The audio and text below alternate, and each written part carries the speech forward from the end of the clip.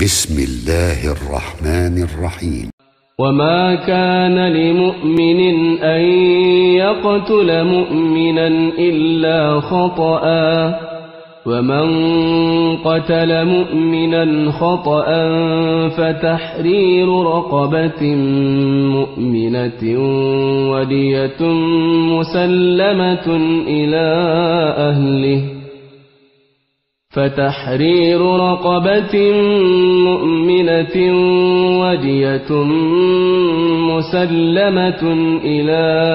أهله إلا أن يصدقوا، فإن كان من قوم عدو لكم وهو مؤمن فتحرير رقبة مؤمنة، وإن كان من قوم بينكم وبينهم ميثاق فدية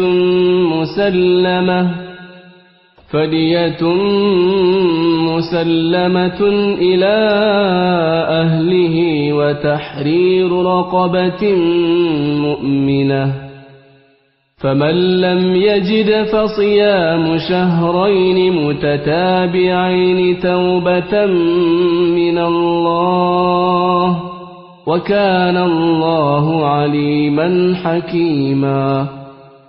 ومن يقتل مؤمنا متعمدا فجزاؤه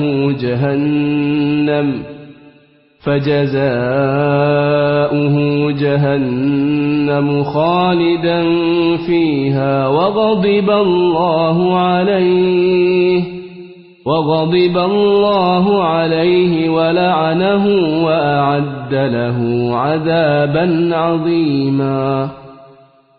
يا أيها الذين آمنوا إذا ضربتم في سبيل الله فتبينوا، ولا تقولوا لمن ألقى إليكم السلام لست مؤمنا تبتغون عرض الحياة الدنيا، فعند الله مغانم كثيرة، كذلك كنتم من قبل فمن الله عليكم فتبينوا، إن الله كان بما تعملون خبيرا.